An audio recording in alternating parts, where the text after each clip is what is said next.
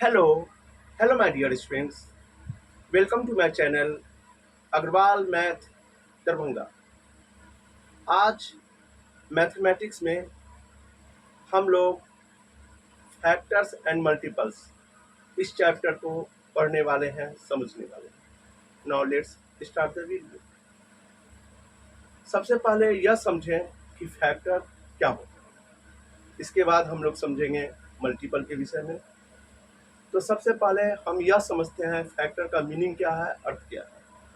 तो फैक्टर का सीधा सीधा एकदम सिंपल मीनिंग है, फैक्टर मतलब भाग।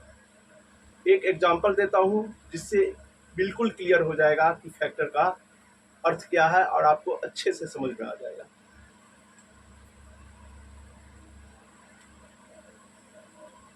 Factor means divide. जैसे मैं एक संख्या लेता हूँ 12, मैंने एक संख्या ली 12। अब हमें यह देखना है 12 में किसका किसका भाग लग सकता है, मतलब 12 किस किस संख्या से विभाजित हो सकता है। तो जिस जिस संख्या से वह विभाजित होगा वो उसका फैक्टर हो जाएगा। तो करके देखते हैं। तो 12 1 से विभाजित होगा, 2 से विभाजित होगा, 3 से, 4 से, 6 से और 12 से। तो ये जितने भी हैं ये सारे के सारे 12 के फैक्टर्स का हैं। 12 में 1 तो सभी का फैक्टर होता है, 12 में 2 से भाग लग सकता है, 3 से भाग लग सकता है, 4 से भाग लग सकता है, 6 से भाग लग सकता है, 12 से भाग लग सकता है। इसलिए 12 के फैक्टर ये हैं। एक एग्जांपल और देखते हैं। मान लिया कि हम एक संख्या लेते हैं 57।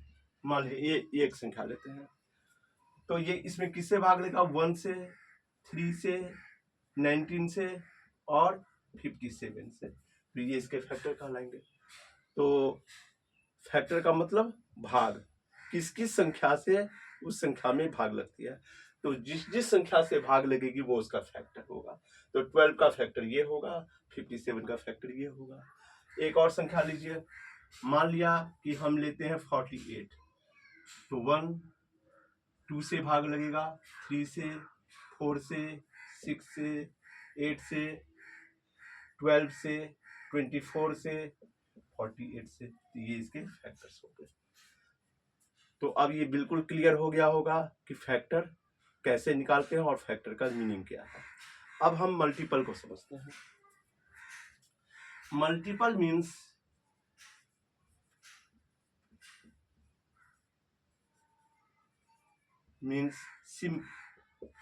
सिंपल मीनिंग है मल्टीपल का, गुना, मल्टीप्लीकेशन। जैसे एक देखिए, मान लिया कि कोई संख्या हमने लिया 3, तो 3 का मल्टीपल क्या होगा, 3 होगा, 6 है, 9 है, 12 है, 15 है, 18 है, 21 है, 24 है, 27 है, 30 है। तो ये 3 के मल्टीपल हुए। तो आपको जब मल्टीपल कहा जाएगा तो आपको क्वेश्चन इस प्रकार से दिया जाएगा, जैसे 3 के 5 मल्टीपल बताएं। कोई भी संख्या जो दिया जाएगा उसका 5 मल्टीपल ऐसा करके बताया जाएगा, ऐसा नहीं, क्योंकि एक संख्या के बहुत सारे मल्टीपल हो सकते हैं। एक दो एग्जांपल और देखते हैं। जैसे 7 का मल्टीपल, 7 के 5 मल्टीपल, तो 7, 14, 21, 28, 35, 42, 49, 56, 63, 70, इस प्रकार से। तो मल्टीपल का मतलब मल्टीप्लीकेशन। तो फैक्टर मीन्स डिवाइड, किस किस संख्या से दी गई संख्या में भाग लगता है वो उसका फैक्टर होगा। अब मल्टीपल मतलब सीधा सीधा आपका टेबल, जिस संख्या का भी मल्टीपल कहा जाए उसका टेबल आप समझ लीजिए, किसी भी संख्या का।